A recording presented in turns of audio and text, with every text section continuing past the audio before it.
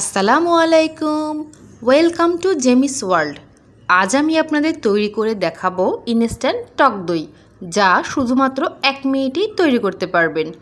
তো এই টক দই তৈরি করার জন্য আমাদের প্রথমেই লাগছে 1 কাপ পরিমাণ গুঁড়ো দুধ। এবার এই 1 কাপ পরিমাণ গুঁড়ো দুধকে আমি হাফ কাপ পরিমাণ কুসুম গরম পানি দিয়ে ভালোভাবে মিশিয়ে নিচ্ছি। পুরো দুধটা যেন পানির সাথে ভালোভাবে মিশে যায় সেটা খেয়াল করতে হবে।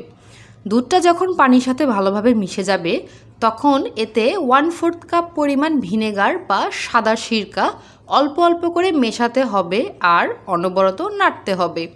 নাড়তে নাড়তে 30 থেকে 40 সেকেন্ড পরই দেখা যাবে এই দুধের মিশ্রণটি টক দইয়ে পরিণত হয়েছে।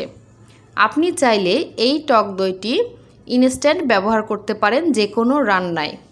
তবে যদি আরেকটু ভালো ফলাফল চান তাহলে এই দইটিকে আধা ঘন্টার জন্য ফ্রিজে রেখে দিতে হবে। আধা ঘন্টা পর নর্মাল ফ্রিজ থেকে এই দইটি বের করলে দেখবেন এটা একেবারে পারফেক্টভাবে জমে গিয়েছে।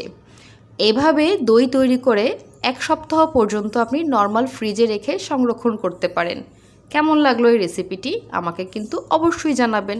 ভালো লাগলে লাইক কমেন্ট শেয়ার করবেন। আসসালামু আলাইকুম।